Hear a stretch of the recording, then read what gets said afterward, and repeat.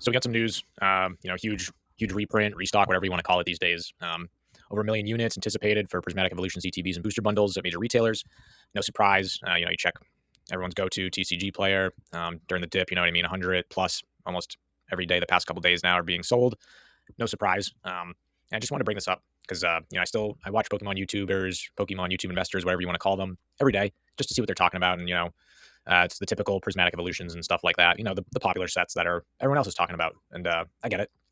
But I keep hearing that, they don't think these Elite Trainer boxes are being hoarded. And they mentioned, rip and ship pack data, which I rebutted in a previous video saying, rip and shippers aren't going to be breaking down ETBs on the price to pack ratio that you get out of it. You know what I mean? They're going to be ripping ancillary products, cheaper pack to price ratio. Just makes sense. And then, someone brought up pop reports for the ETB promos. I also did this with a rebuttal. You got the PSA data just for the regular ETB promo, not the Pokemon Center. You got about 73,000 ETB promos printed. So just with this one wave coming now, over 1 million units, and you could maybe divide that in half and say it's 500,000 will be ETBs, 500,000 bundles. So another 500,000 ETBs. I mean, this is our third, fourth restock at this point of Prismatic Evolutions ETBs. There's probably over 3, 4, 5 million of these ETBs by now, just the regular ones. Obviously, the Pokemon Center ones aren't getting restocked or reprints on the Pokemon Center website. I think they only got 1 or 2, maybe, and the second one was very small. But let's just say 3 million. Over 3 million of these Prismatic Evolutions ETBs are probably in circulation right now in people's collections, being traded at shows and opened. In total, say around 3 million. So only 73,000 ETB promos. And that's not to include if people open their Pokemon Center versions, which I highly doubt a lot of people did. But just add that for the sake of argument. They probably graded both the ETB promo and the Pokemon Center ETB promo together. So you could add that to the equation as well. I think I already showed in a previous video, 165,000 Pokemon Center ETBs probably printed. So, I mean, even that number alone, you can just see based on the population data of the promos in themselves. Pokemon Center stamp, only 16,000. And if you're opening a Pokemon Center ETB, there's a very high chance you're probably going to get the ETB promo graded just because it's worth so much. That'd be the only reason to open it at this point. So if there was 165,000 Pokemon Center ETBs printed and only 16,000 graded, and let's just double this and say half the people that opened it didn't want to get their ETB promos graded. Don't know why they wouldn't want to do that, but let's just say. So 32,000 out of 165,000 Pokemon Center ETB promos, 73,000, maybe double this again, like I did with the Pokemon Center one. 150,000, maybe up it to 200,000 total ETBs opened, maybe. It just doesn't make sense out of 3 million ETBs. And I get it, it's investment. So they're trying to obviously pump it up, like, oh, no one's hoarding these, get them while they're hot kind of deal. It makes sense why they'd be doing that. They're gobbling them up right now on the downturn. No surprise. I mean, 151 bundles are now 190. No one's going to be investing into those at that point. Same with ETBs, 600. Been stagnating. I don't need to pull up the numbers. You can do that. Or you've probably already heard someone talk about it already. So just this concept that things are being hoarded, I just don't see it. And I've listened to countless arguments about it. I've written comments and YouTubers live streams about, hey, you don't think these are being hoarded? And it's just the same generic response. And I've provided these rebuttals in a previous video. I'm providing them again because you just see this next wave over 1 million. And again, you could shrink that to 500,000 just for ETBs.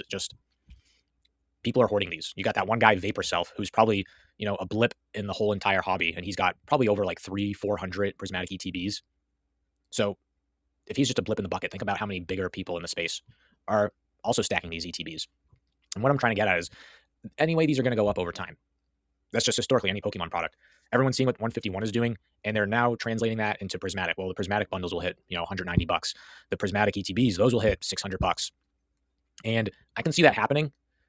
I just don't know if it'll happen in the same time frame, like everyone is maybe anticipating, just because there's just so much more being hoarded.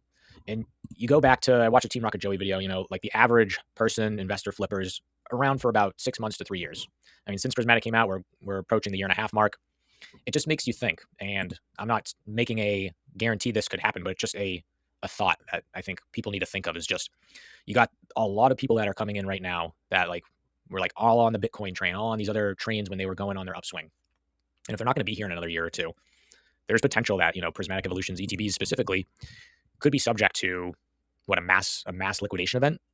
I mean, it's not out of the realm of possibilities. Could be unlikely, but then it gets to that. If that does happen, you got here, we get news of just a reprint, and we just go down from 200 to 170, and yeah, there wasn't a lot of selling at that point, because I think these still younger, newer hobbyists are still holding on because they don't want to sell on a downturn. But it makes you think if they're going to be out of here in another year or two from now and they're still holding all of these, can the long-term investors, long-term investment Pokemon YouTubers that I at least listen to, um, can they afford to grab all the product on the downturn? I mean, you got to think if there's a mass liquidation event, there could be at least 500,000 of these Prismatic Evolutions ETBs all coming in at once, and to not think that's a possibility, um, maybe foolish. That's just my opinion. But I still listen to all these guys. You know what I mean? I'm still buying things that they're talking about, obviously at a smaller scale, because it'd be foolish also for me not to listen to what they're saying as well. And I think Pokey Profit mentioned that as, even if you don't agree with someone's take, still absorb all this information from everyone else, because it's still good advice. It's still good knowledge for you to absorb. And that's why, even though I don't agree with everything that, the Pokey Profits, the Pokey Chucks, Nostalgianomics, and all these other Pokemon YouTubers, those are just the ones that I really follow the most. And I love their content. I listen to it every day, and they have good advice. But just don't think everyone you listen to is right. And that includes me, because I probably don't even know what I'm talking about half the time. But I'm just trying to give a different take and different thought processes, what I'm thinking about when I hear certain things and when I look up certain things. You know what I mean? It's just gets you thinking, like, could a mass liquidation event happen in the future? Very possible. Not rule it out or say it's not possible. I mean, again, if you think that, it could be a little foolish, but just pay attention to these things. Still listen to everyone at the end of the day. That's all I'm trying to get at. And just, I think this concept of these not being hoarded is false. Because, I mean, like I mentioned with just that one Vapor Self YouTuber, all these other guys are hoarding dozens and dozens of these, hundreds of these.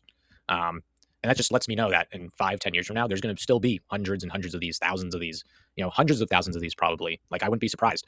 Versus, older products like XY, Sun and Moon, just there's not going to be as much. Same with maybe some Sword and Shield sets. Certain ones, not all of them. They did make a crap ton of the ETBs and stuff like that. But just want to give a different spin, kind of reiterating something I already mentioned in a previous video. Let me you guys think. Like I said, constructive criticism. Like, what am I maybe not understanding? Because I came back into the hobby in Crown Zenith time. So all I knew was just I'd go to Walmart, I'd buy like 2 or 3 ETBs at a time and open them and had fun.